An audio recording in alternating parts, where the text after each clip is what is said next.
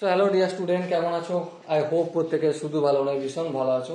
স্ক্রিনের ওপর যে প্রশ্নটা আছে আমরা প্রথমে মন দিয়ে প্রশ্নটা পড়বো, বুঝবো, তারপর আনসার করবো। ওকে, কি বলা আছে দেখো। কোন সংখ্যার 40% থেকে 150 এর 20% বিয়োগ করলে বিয়োগফল হয় 2। তাহলে কোন সংখ্যাটা আমরা জানি না, সংখ্যাটা আমরা এক্স ধরলাম। তাহলে এক্স এর 40%, এক্স এর 40% থেকে বিয়োগ করছি। এই বিয়োগ করলাম, কত বিয়োগ করছি? 150 এর 20%। আর এই বিয়োগ ফলটা, এই দুটোর বিয়োগ কত হচ্ছে? 2 হয়েছে। হ্যাঁ ঠিক। তাহলে এক্স ইন্টু 40/100, এর পরিবর্তে ইন্টু চিহ্ন, আর এই পার্সেন্টের চিহ্ন উঠে গিয়ে 100 হয় আপন।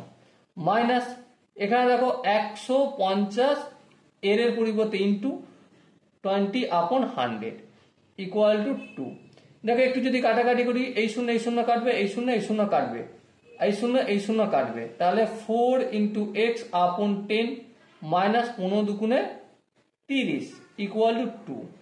4x আপন 10, 30টা অপোজিট দিকে গেলে কি হয়ে যাবে? মাইনাস আছে, প্লাস হয়ে যাবে।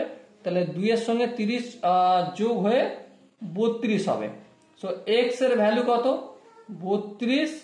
আর এখানে 4 আছে গুণের আকারে, অপোজিট দিকে গেলে হবে ভাগের আকারে। আর এই 10 আছে ভাগের আকারে, অপোজিট দিকে গেলে হয়ে যাবে গুণের আকারে।